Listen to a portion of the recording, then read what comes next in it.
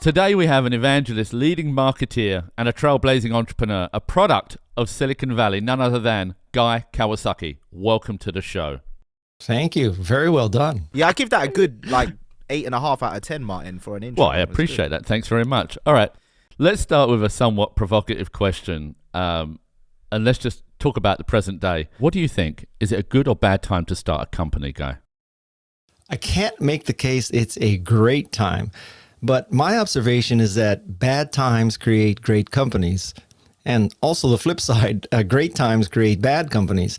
And so what I think happens is when it's a bad time, money is tight, it's hard to do things, and it improves the breed.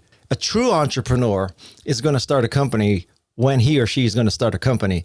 And if you're talking to somebody and you're dealing with somebody who says, yeah, I'm going to start a company as soon as I have patent pending, world class, enterprise scalable, revolutionary product, and it's a growing market, and there's no competition, and capital is easy, that person is not an entrepreneur and will never start. Yeah, that's fair. That's fair.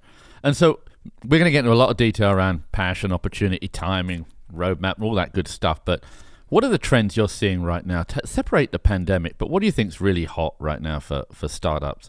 Like, what gets you excited? By the time somebody like me, who's 66 years old, and sort of not the leading edge of technology, by the time I think something's hot, it's probably too late to get into it.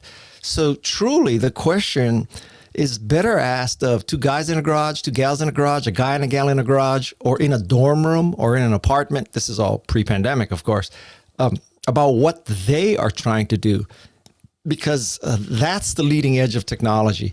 It seems to me that the great tech companies started because two people created a product that they wanted to use. That describes Apple, that describes Yahoo, that describes Google. And so it's not because old people like me have recognized a trend or recognized an opportunity. It's because two young people who didn't know any better and didn't know what they didn't know decided to do something. Yeah, that's a good answer. But you have an opinion, don't you?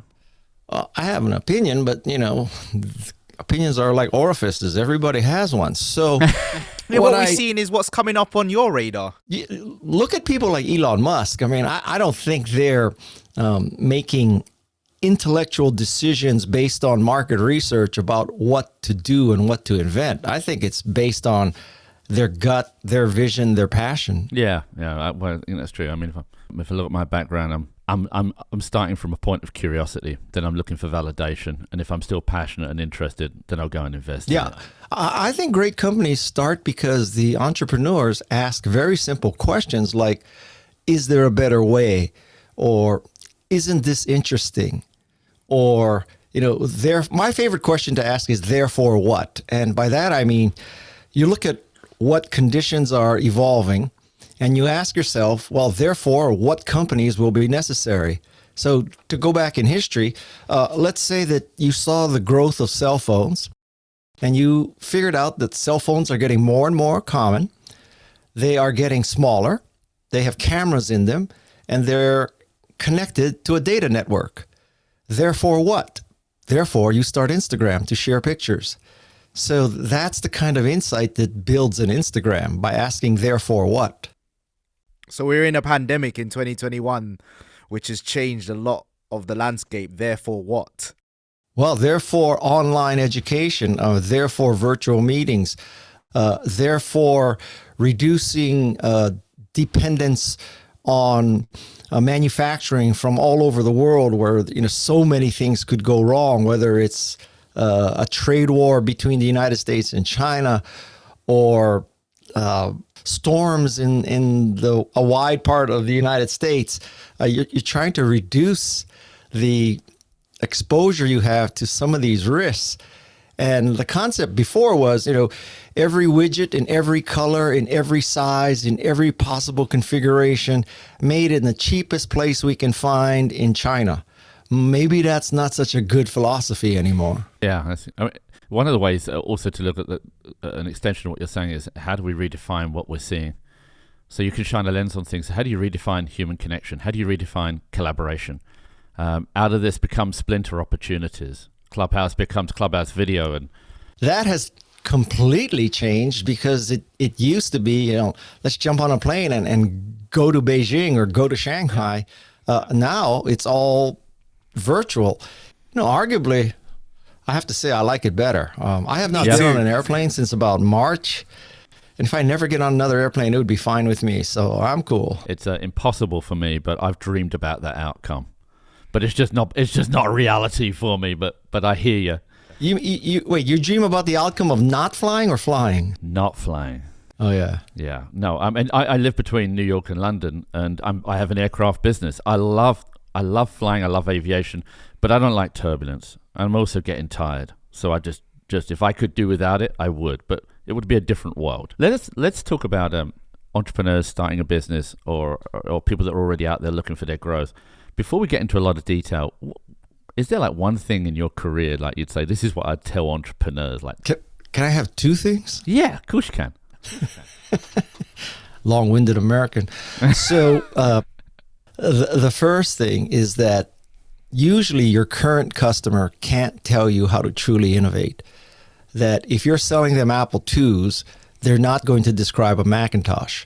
If you're selling them Macintoshes, they're not going to describe an iPhone. And so usually your current customers can only describe what they want in terms of what they're already getting. Bigger, faster, cheaper Apple II, bigger, faster, cheaper Macintosh, bigger, faster, cheaper iPhone. So that's why innovation is so hard, because there's nobody else to ask. So that's number one. And number two, a very important philosophy, I think, is you never ask people to do something that you yourself would not do. This assumes you're not a psychopath, okay? Why are you asking your prospective customers to go through CAPTCHA? If you hate it, why are you putting that speed bump in front of them? So it's things like that it's a very good test that you're not asking your customers to do something you wouldn't do, your employees, your vendors, your partners. You should never ask people to do something you don't want to do either. I think that's great. Let's go back to your first point, though. That one's very, very clear, and I completely agree. But the first one, what is the point to the entrepreneur, right, that you're actually trying to make, right? Because you're saying don't ask customers. Well, you just defined it, the answer, that if it's bigger, faster, cheaper, yeah, they can say those things. They can also improve the experience by telling you what they think of friction. But what's the output for an entrepreneur? Well, the ultimate output for an entrepreneur at the highest level, I think, is to create a customer. And so, as opposed to raise money or as opposed to provide a meaningful return to shareholders, I think entrepreneurship is all about creating customers. And if you create customers, everything else falls into place. Yeah. So that's what an entrepreneur should focus on. Gotcha. Can we start back at your journey? It's fascinating, and this whole period in the 80s. I don't know if that's one of your more interesting periods of your life, but I'd love to say, if you could just describe like kind of the Apple experience and how you ended up, marketeering in the world of the Macintosh. How did that come about? Okay, so my own version quickly is that I am living proof of the value of nepotism. So I went to school at Stanford, and at Stanford I met a guy named Mike Boych, and he and I became friends and roommates, and he was extremely technical. And so after graduation, believe it or not, I went to law school and quit after 2 weeks. He went on a different path, and he ended up at Apple. So at Apple, he was Macintosh's first software evangelist. So his job was to convince people to write Macintosh software. And he hired me purely nepotism, because on paper, I certainly didn't have the right qualifications academically or work experience. So he hired me, and I became the second software evangelist, and the rest is history. So there's a few lessons there. That number one, maybe the most important thing about your college experience is who you meet as opposed to what you study. Right, That's one. Number two is, it doesn't matter how you got the job. It matters what you do once you get the job. So I got it because of nepotism. But once I got in there, I actually delivered, which is more important. A third lesson is that your background really doesn't matter on paper. So I did not have the right background for that job at all. And I succeeded. And so I would encourage people to sometimes look beyond the resume and look beyond the LinkedIn profile. And I think one of the most important variables, particularly for entrepreneurs, as they determine who to hire, is not simply education and work experience, but does the candidate get it? Does the candidate love what you do? And I would make the case that someone with the perfect education, perfect work experience, who doesn't love what you do and doesn't get it, should not be hired. So you look for passion, right? What else other than passion? When you say they get it, right? Passion's one thing. Like, is it creativity? Is it diversity? Is it perspective? Is it collaboration? These softer but important skills. They are important skills, but I also think that they are very hard to determine. Mm-hmm. And I think that, if you show someone your product or your service and you watch how they react, you can tell in about 5 or 10 minutes, do they get it or not? Yeah. I think it's pretty obvious. And of course, the absolute best condition is when people show up and they already use your product or service. So, they got it early, and that's a deciding factor in who they want to work for. So that would be the best case condition. It's hard to imagine that if you want to get a job at Apple, during the interview, let's say the interviewer asks her, so what kind of Macintosh and phone do you use? And the person says, well, I have an Android phone and I have a Windows computer. Well, that's a non-starter. Throw that person out already. I think the idea is the canvas is, or the building of culture is that the actual thing that spreads the fabric is that everyone believes in the same thing and that they just love to be there. And like you said, maybe that also injects the softer things like collaboration because they just want to make this work or they're just in love with what they do. Yep. If I can, I'd like to just say, how do you first of all just define yourself? You've done a few things, like you're a celebrated author, you're a marketeer, you're obviously an entrepreneur. I don't want to put those words in your mouth. Like, what are you? Or are you just many things? At one level, evangelist and marketer. At a second level, parent and husband. Arguably, that's higher than the first one. Third one is a passionate lover of surfing, which is different than saying I'm a surfer. Because when you say you're a surfer, it implies you know what you're doing. I'm saying that I surf. That's different than saying I am a surfer. The bigger question that you may in fact be asking and not realize it is, what do I want to be remembered for? And I want to be remembered for two things, raising good kids and empowering people. So my mantra for my life is empower people. I want to empower people with my writing, speaking, podcasting, investing, advising, basically any kind of contact you've had with me. I've empowered people to, as Steve Jobs said, dent the universe. Yeah.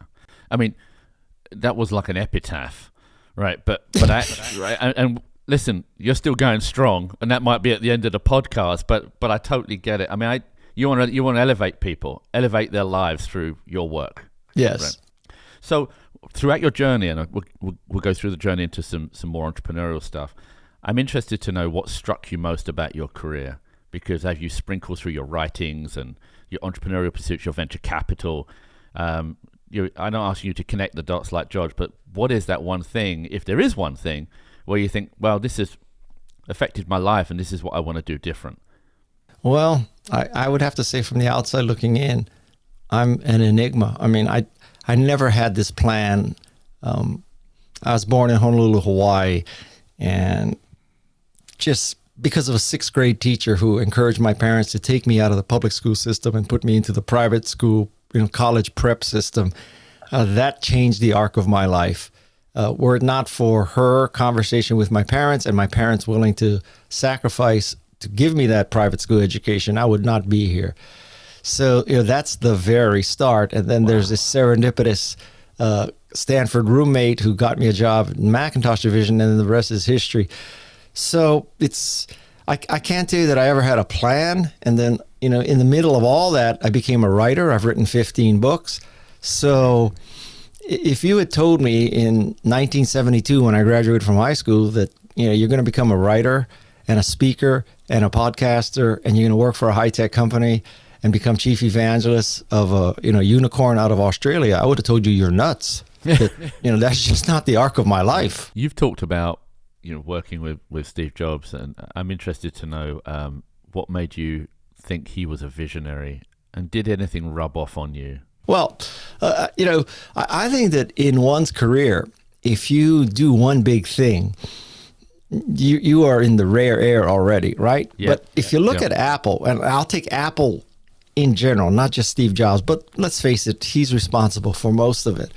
So, this is the person who basically created a company that did the Apple I, the Apple II, Macintosh, iPad, iPod, iPhone, Apple Retail, stores. That was a convention-breaking thing. I mean, how many people have done 5 or 6 things? And then, so that's at a high-level product. But also think about, he was the person who started with putting a CD-ROM drive in computers and, serial ports, and, just go down the line. And so many things happened because of Apple. So how are you going to argue with that? I mean,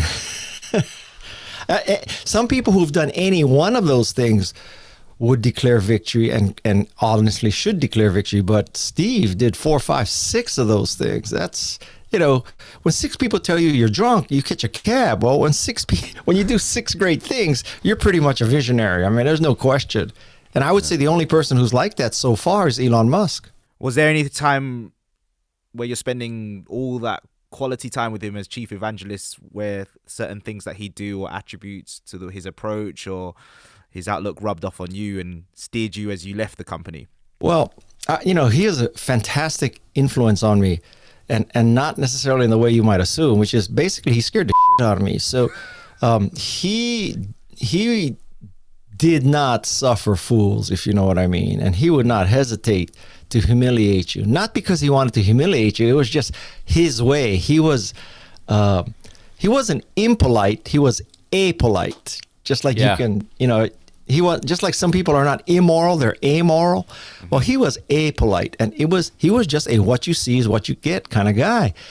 And I saw him just rip a few people in public, and contrary to every HR and personnel practice you've ever heard about maintaining a positive outlook and effectively communicating and kumbaya and all that kind of shit. Basically, Steve Jobs, I think, managed by fear. And contrary to every other HR theory I've ever heard, I can tell you something: fear works. Fear works. I mean, is that a lack of social skills that is balanced by his visionary ability? Well, that's an academic way of saying it. It's a very interesting question. Let's take Steve Jobs out of the equation. Let's just say in general. But which comes first? So you can make the case that when you're a visionary and extremely successful, people put up with your bullshit, right? So exactly. You can kind of be an asshole. So if you're a visionary, you can be an asshole. But maybe being an asshole, scaring people, helps you become a visionary and successful. So which came first? Fair enough. Would you disclose that advice to future entrepreneurs as a management style? No, because you know what? The asshole part is easy. It's the visionary part that's hard. So one of the dangers of becoming a student of Steve Jobs is it's hard to separate causation from correlation. So believe me, there are a lot of people who say, okay, so Steve Jobs, he wore jeans, he wore black mock turtleneck, he wore New Balance running shoes, he drove a Mercedes, he parked in the handicapped slot, he drove in the carpool lane by himself. So I'm going to do all those things and I'll be the next Steve Jobs. No, you're not. You're just going to be an asshole. Yeah. I mean, there's another way to look at this, and that's that you can't look at outliers. Okay, so and this to me, this is your stage, Guy. But I was a product of Steve Jobs. I've followed him throughout his career. I loved what he was. I didn't like the fact that he was a little sociopathic, or that it's true, and that fear was his number one thing. I mean, you went in the room, you best be prepared, and you'd still have an outburst if it wasn't right. But no one can question the second coming, right? Or even Pixar, or essentially the loan from Microsoft, and then to create the world's greatest company. So something was right about this guy. However, the outliers, Elon Musk and these guys, are statistical improbabilities. In fact, when you think about management style, you might want to take some of those assertions and behavior, but you really want to be somewhere in the middle. Is that not fair? Yeah. Yes, that's very fair. And this is one of the problems with fundamentally much business wisdom and business writing, which is it's not scientific, right? So, you can read the biography of Steve Jobs or Richard Branson or Elon Musk, Oprah Winfrey, anybody like that, but there's no science to that. The science would be you control all the variables except one, and then you test that variable. So, but that is an artificial situation you cannot replicate in real life. It would be like saying, okay, so we take two people of equal talent in the same size market with the same potential, with the same product. One is an asshole, one isn't. Let's test the asshole, variable. Can't do that. I think if I was to simplify it even further, I'll just say some people just have it and some don't. Do you know what I mean? If I was to compare in my world where it comes to musicians, right? Some people go on to become Billie Eilish, and some people end up playing at the Roses and Arms in East London. And it's not to say the person in the Rose and Arms isn't talented. It's just some people just have it, and you can't match that disposition, that concoction. It just happens that way. So Steve, that was his management style. I don't even think he learned that from anywhere. That's just what he did. Yes, but I think it's very dangerous to conclude that his management style was sufficient and necessary to succeed. Yeah, agreed. Agreed. Let's stay on the subject of Silicon Valley, because I'd like to just get some thematic moments out, because you're a product of Silicon Valley. You went to Stanford. You're in that culture. It's produced some of the greatest companies in the world. I think sometimes, as someone that's empathetic to technology and has spent a great deal of time myself out there, I just think that there's some drawbacks to this kind of bubble, this gigantic bubble. And it's unfortunate. You might have read in the press, with the whole issue with Australia and this simple fight between the platform and the publisher, right? What do you make of that? Have you read about it? I maybe you can explain it to me. I don't understand what's going on there. All right, so let's throw it out there. Let me define this argument that's happening right now. But I think it's it's interesting because I think it's a lesson for entrepreneurs. But I'll get to that in a minute. The simple argument is that these monopolies have come about. Facebook, let's call them cartels. The Googles, and they come under unfair scrutiny and pressure from senators and other people alike, and are called to account because they have so much control. Whether it's privacy, whether it's the way they control revenue, whether it's the way they dictate practices for other industries. So the news guys, the Murdochs of the world, the publishers, they've got deals, and the argument is they think that when people share information on Facebook or indeed on Google, that they're not getting a fair share. So they use the lobby movement or the megaphone of government to say, how is this fair? They've got too much control. So there's a law coming out in Australia to ensure that there's fairness in the way that publishers get paid. I think this is incredibly engineered by the publishers themselves, the news sources. And so Facebook went, hell no. Let me tell you, you use our platform as well to build more awareness, to build more subscriptions for your publishing empire, etc. And that's the rules of the game. So what's happened is it's just an opportunity for them to negotiate again a deal with the tech giants. And I'm not saying it's much ado about nothing, because it leads to them having to tarnish their brand in public. Wait. When you say they, you mean they Facebook or they the... They Facebook. So if this argument comes out, what Facebook just did recently is take down external news in Australia. The problem they've got is they're washing their dirty laundry in public. Now, all that happens is they get over the fight, they renegotiate with the news publishers, but there's some deterioration in their brand equity. And that's what this whole argument is about. And it won't go away tomorrow. Google have decided, we can't win this war. Okay, we've done pretty well. Now they're making deals with publishers locally. And it's really just an opportunity to level the playing field between the tech giant and the media publisher. That's it. The problem is the government's got involved and said, I think there's a there's a law here. There's also one in the European Union. It's going around the world to try and not break up the cartel. This is not a browser war or anything like that. It's just to try and impose some limits around their control and allow partners to work better with them. That's it. But see, what I'm missing is, let's take Google as an example. Yeah. Google is helping you find information. So why does Google have to pay the New York Times to send people to the New York Times? The New York Times should be paying Google to send people to the New York Times. What am I missing? Well, I think so you got to think of Google News, not rather than search. But I don't think it's an unfair bias. That in pursuit of their mission, they're doing exactly what they should do.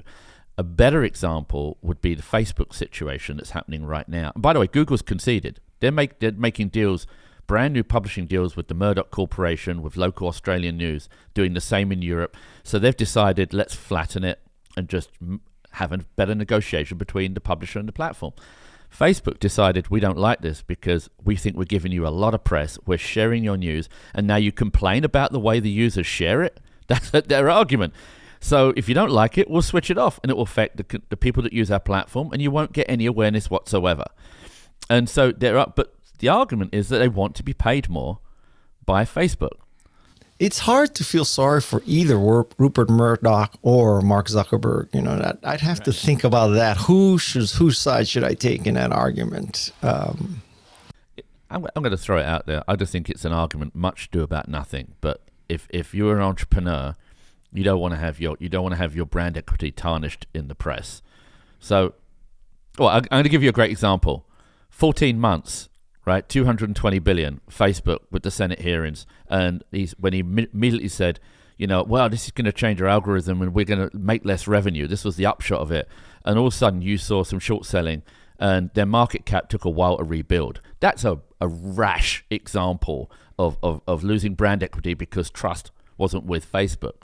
This is the kind of thing that can happen to any entrepreneur if they're out in the PR area, developing their thing. Developing whatever their new thing is. I just think that it's something that what does the end consumer really care? But it struck me that it's just not really news, but actually it can affect companies, and it can affect them at any level, any size. I mean, when I'm listening to all that, it just kind of reminds you how big some of these companies are and how much power they have over the world. And that's been coming out recently in terms of like the drawbacks of some of the innovations of Silicon Valley, because that's what, when you talk about Silicon Valley, it's been relevant for me in the last year in terms of, especially even around the pandemic, false information, flawed medical advice from different people online, whether it's addiction to social media. These are all innovations that are born out of Silicon Valley and control a lot of the world now. Should we view those as progressive things or drawbacks?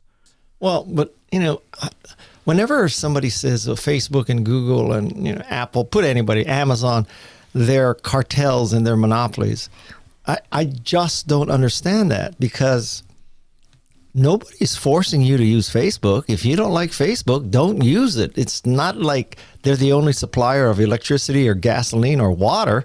So if you don't like Facebook, get off Facebook. What's the problem? Let me tell you, guys just nails it. It's that simple. So if you don't like Amazon, then go to the f***ing stores. Exactly. I mean, it's really, and if they're doing a great job, but if they had a bad experience, you just wouldn't use them. Yeah, vote with your feet. Yeah, if you were being abused, you'd walk away. No, but that doesn't take away some of the tactics underplaying it, like the gamifying of it all. Not necessarily Amazon, because I love Amazon. The pandemic and Amazon it's been amazing for me. I get a daily delivery. Exactly. I get my water delivered every 2 weeks now. But someday, you know what? Someday the Amazon truck is going to pull up to my house and they're going to drop off like 2 llamas, and they're going to say, "Oh, who ordered that from my family?" To be fair, my recycling guy can't keep up with my Amazon orders. The amount of boxes I'm breaking down. Yeah. That's more stressful than the Amazon orders now. Guy, be careful. If I have anything to do with it, I'm going to be delivering your parcels on your lawn with drones. Yeah, that's a little key tip from Martin. No, but some of it, like the social media side of it, where in particular where kind of extreme views can kind of take hold. Yeah. Like even when I jump on Twitter, which in theory is an amazing, beautiful thing where you can share beautiful thoughts. But a lot of the world just don't have beautiful thoughts. And then during this time, it's just been exacerbated where you've just got trending topics of just like pure hate, basically. You got to learn to ignore that shit. What's the problem? I can ignore it. You can ignore it. But a lot of the population can't, and they buy into it. This is, I guess, where some of the innovations are hard to manage. Yeah, I think the case should be made that just as kids are taught math and writing and, reading and all those kind of skills, one skill now is how to use the internet. Social studies. Yeah.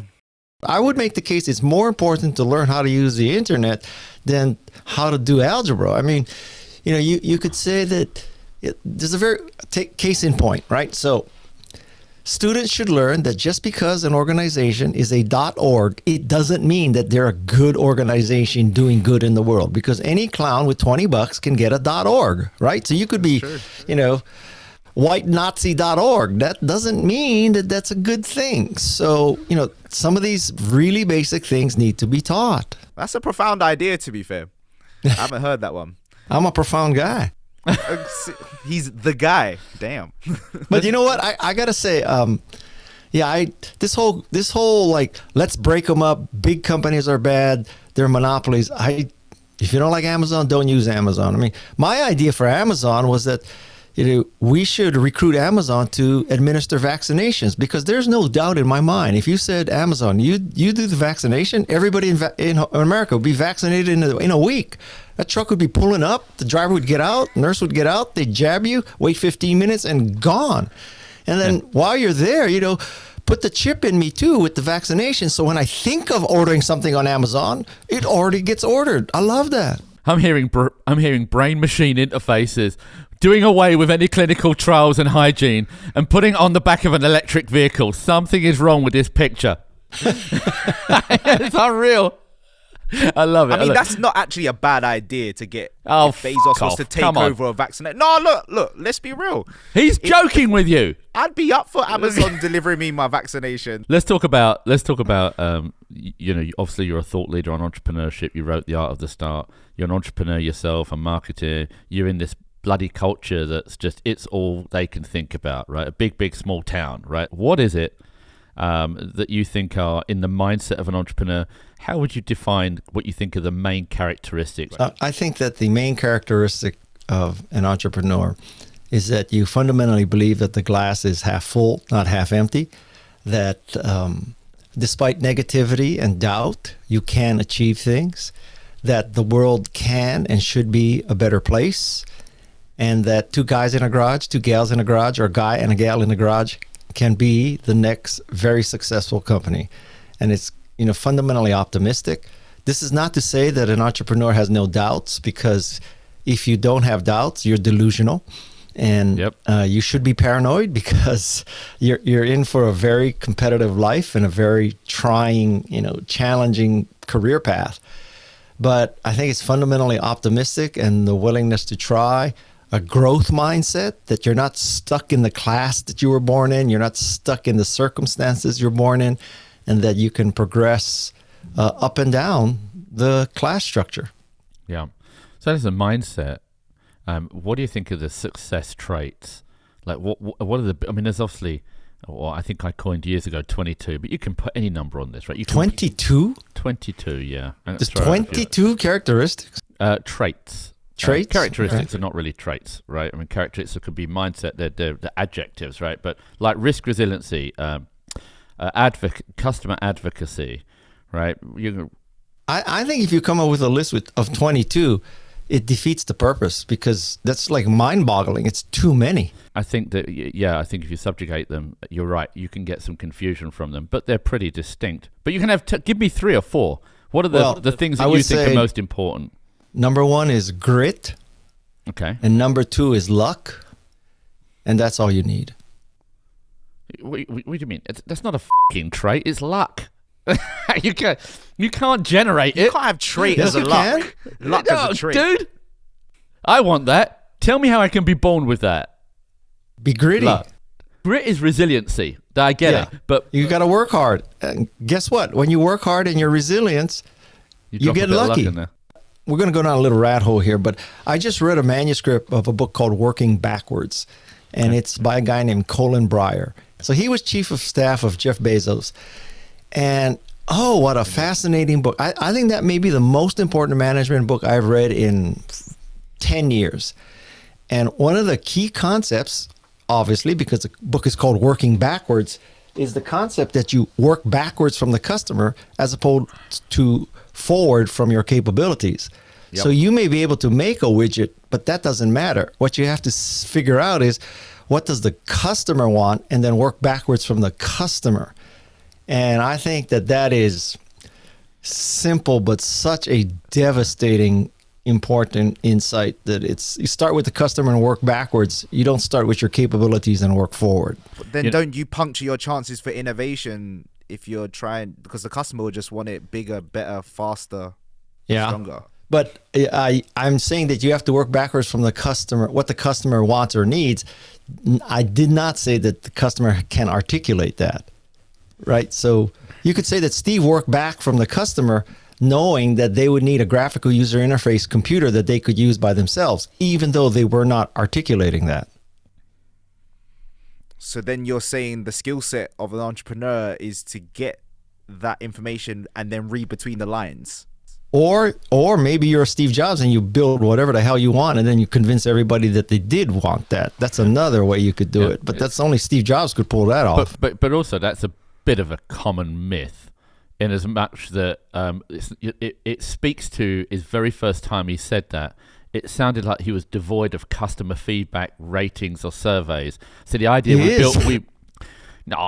he built what they want to use. I think that's wonderful to say, look, we're creatives and we build things that we would use ourselves. That's a great proverb. But they also had customer research, and they were listening, and they listen all the time, and they're one of the best. Who told you that Apple under Steve Jobs listened to anybody? Well, because he was quoting customer reviews and surveys all the time. Well, but he quoted whatever was convenient. Well, that's true. No, I mean, I'm not saying it wasn't convenient for him. I mean, Walt Mossberg turned up a few times when he said, I think this is the greatest thing since sliced bread. I would say that, a focus group at Apple when Steve Jobs was there was the fact that his right and left hemispheres of his brain were connected. That's the focus group.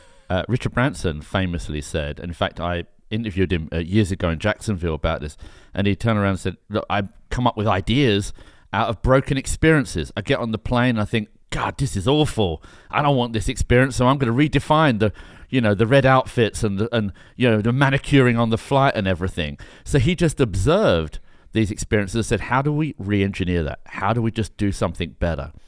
And it comes, I think, from being internally curious.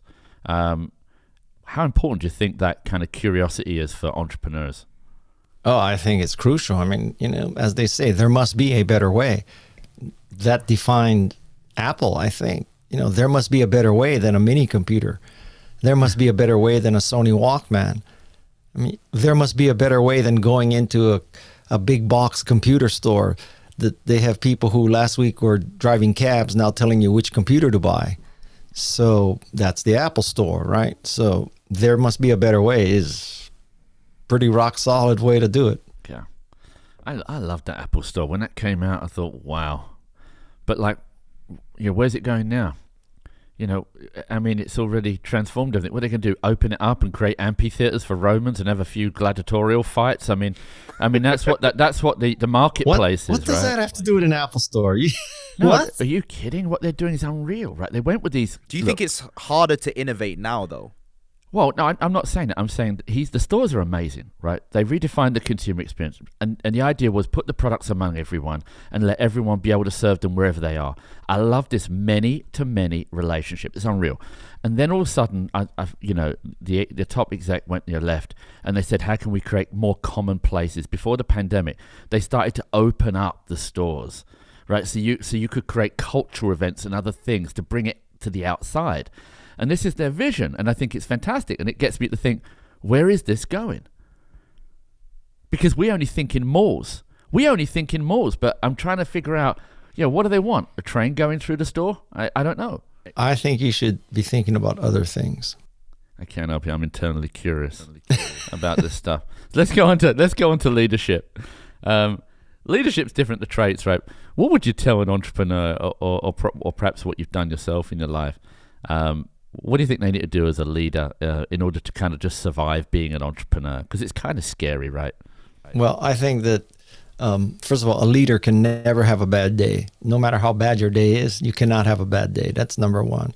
Yeah. Number two, I would say that the most important thing for a leader is to hire people who are better than himself or herself. Yeah. So if you're the CEO and you look around your staff meeting, you should say with great pride, that person can do finance better than I can. That person can do marketing better than I can. That person can do engineering better than I can. That person can do operations better than I can. So when you look around the room, everybody should be better at their function than you are.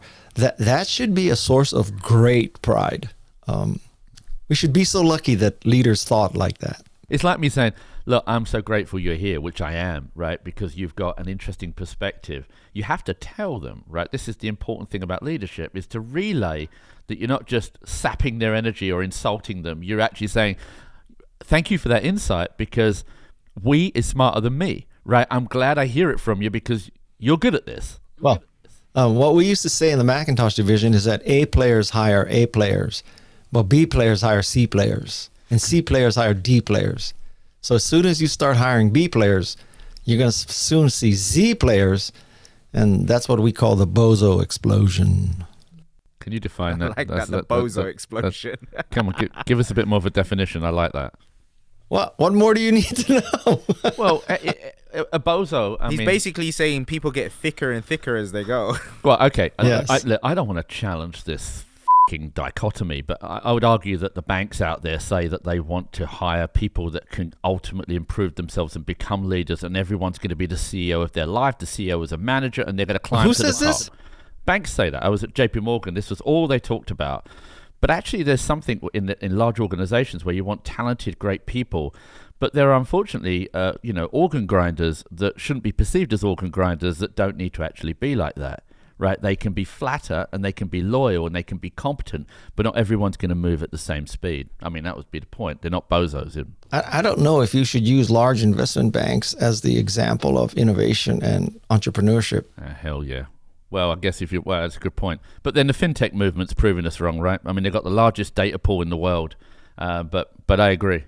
I wouldn't say they're the most innovative on the planet, but they did have the biggest integrations they could ever work on. Well, at the end, let's say you're in private equity, okay, or finance. At the end of your life, what do you say you accomplished? How did you make the world a better place? Go ahead, I'm waiting. Are you putting me on the spot? I mean, I want to remind you, Guy, I asked the questions. No, I'm just kidding. No, I mean, you're talking to a guy that's almost 9 years in JP Morgan. I agree. Look, I mean, I'm an entrepreneur. I was accused of being an entrepreneur. I was a maverick. The things I did there were kind of scary throughout my career. But it also shaped a lot of what I am. Do I think I'm satisfied if I was just dealing with financial instruments or risk? It's a necessary evil. It's a currency for the world that we live in. But I think there are better ways to impact your life or legacy. No kidding at all. Having said that, if you're an innovator and you're in tech and you want a big data challenge, a word that gets overused, and you want to look at somewhere to stress test that, then banks are a great place because the data is awful. The legacy systems is awful, right? So that will give you great scale and great intellectual acumen if you can solve some of their problems. And they're cutting people every 5 minutes, so you've got churn. So I mean, I'm just saying that there's great fintech opportunities, right, or finance tech. Yeah. So my take here is that great innovation occurs not because of better sameness, but order of magnitude difference. And the example that I like to use is ice. So it used to be that you got ice from an ice harvester who cut a block of ice out of a frozen lake or a frozen pond. Fast forward 50 years, now you have an ice factory. So it doesn't have to be a cold time of year and a cold location. You can freeze water in a factory any time of year.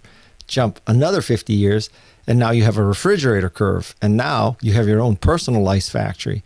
But none of the ice harvesters became ice factories, and none of the ice factories became refrigerator companies because most companies define themselves in terms of what they already do. So if you say that you harvest ice, you don't embrace the factory. If you say you freeze water centrally and put it in an ice truck, you don't embrace a personal ice factory called a refrigerator. And the greatest example of this story is that in 1975, an engineer at Kodak invented digital photography. Well, let's just say none of us use a digital camera from Kodak today. And that's because Kodak defined themselves more as a chemicals company, or put chemicals on paper. Right. And what they should have done is define themselves as a memory preservation company. And if you say that your business is to preserve memories, then does it matter if it's chemicals on film, chemicals on paper, or a digital sensor? No. When do you know when to pivot in something like that? Well, obviously, if you're Kodak, who can blame them, right? So they're printing money. They're very successful. They're selling film. That's what I'm saying. Out the You're locked wazoo. in. You're in your tunnel vision. You're trying to build profit. You're trying to drive the business forward. For you, what you're saying is happening in parallel, and then you choose to jump and follow that instead at some point. Well, at least you could hedge bets, right? But, could Kodak have threaded the needle and continue their film business while they created digital photography? I guess with hindsight, that would have been a smart thing to do. I can't tell you that it's easy to do it when you're the guy or the gal who has to make that decision. But, I don't know if you guys ever had them, but when's the last time you went to a Blockbuster store to rent a DVD? I mean, it's closed down now. Right. So, Netflix is the next curve. Okay, so you're constantly innovating to continue on to the next curve. So let's take your Netflix now. They're having an incredible period. The pandemic was laid into their hands and everyone's streaming like crazy. What should they be looking for, or a company in that kind of situation where you say they're printing money?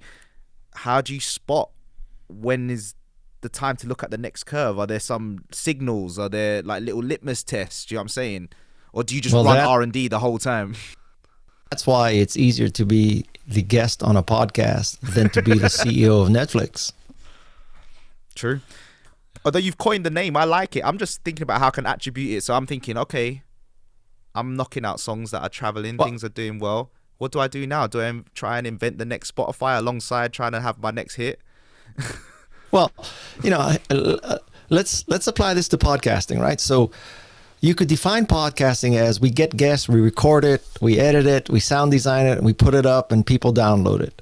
Mm-hmm. That's one way of defining podcasting. Another is that we are in the business of helping people understand and communicate ideas. That's the bigger picture.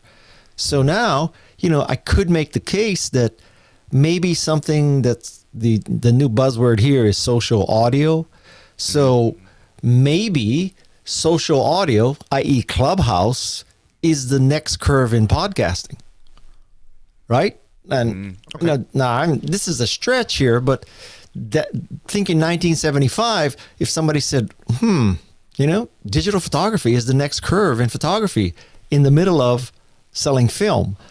So it could be that, social audio, Clubhouse, getting people in a room, listening to me talk to you guys instead of what we're doing now, recording, that may be the next curve in podcasting. So it feels like the first step to help you jump from curve to curve is actually not to narrow yourself in too early by your own definition, is to be open in your outlook of how you help people. Yeah, I think you have to define what you do in terms of the benefit that people derive as opposed to the process that you're doing it. So the process is we put chemicals on film, but the benefits that people derive is the preservation of memories. Yeah, that's a great point. That's a good insight. Clubhouse is an interesting experiment. Obviously, it's early. Whether there's another jump to a curve or just can you curate better? Can you control the rooms better? Because what we have here we hope to get is a highly controlled conversation. The rooms don't fill you to that. It fills you with a lot of drother and other stuff, but you can get big audiences and you can do it live. Well, but the moderator does have control who they bring up, right? So it's not total anarchy. No, but they don't know what's coming, and I guess to some degree it's live, so you can't do any edits, right? It's just there. Yeah, which is that's plus and minus, right? Yeah, no, totally. All All right, so let's talk about networking. So in your time, I always think that some of the great case stories of networking were actually not references from the UK, and they were not references from New York. They were references from the West Coast. But then also LinkedIn came and all these things that I didn't really think was a qualitative way to build a network. But entrepreneurs need to get out there and find ways to collaborate, find ways to hire, find ways to share insight. And it's all about this networking. How has that helped you in your career? And do you have any perspective on this as an entrepreneur? You may find this hard to believe, but I am fundamentally an introvert, and I don't need the attention. I don't need to be out there. I think networking is a necessary evil at the start of entrepreneurship, at the start of your career.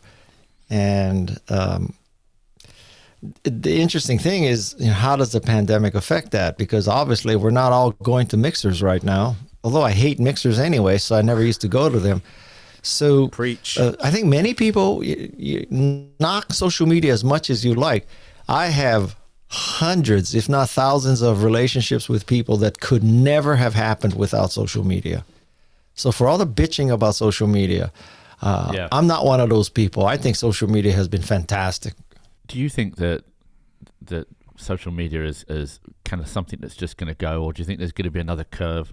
I mean, I think of Clubhouse almost as just another form of social media.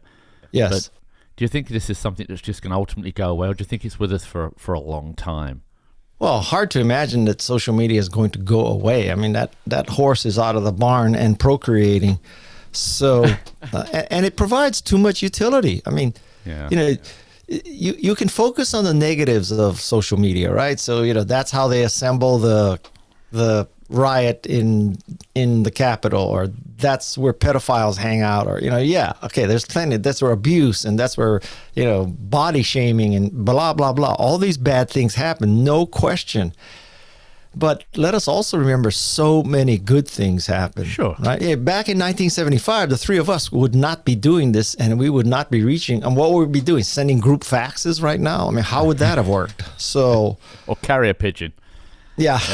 You're right, though. I think everything, any innovation has its pitfalls. Like, even if less obvious things, like where people talk about it quite lightly, but we talk about Netflix and the binge, and how people invest all their time into it and lose days and don't interact. That's their own choice at the end of the day. Well, I mean, you could make the case that Gutenberg's printing press, ruined literature right now. Anybody could print a book. You just have to buy a press. Yeah. And given it's commoditized, you don't even need that, right? Yep. At least for us. So let's talk about kind of the final kind of segment. Talk about expertise, passion, and opportunity, which you've talked about. Can you explain, I guess, like the sweet spot between expertise, passion, and opportunity? Why are these three things important to you, or important to entrepreneurs?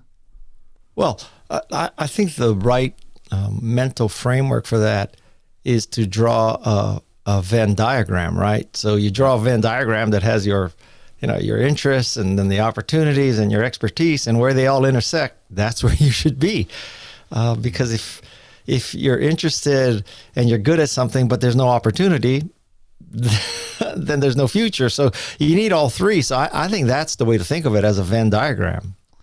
Yeah, I think that's probably the most articulate way of looking at it. That's your sweet spot. When you look at opportunities yourself, I'm just curious. I always am fascinated by people like me that just meander into lots of things that become meaningful, right? They have some kind of purpose.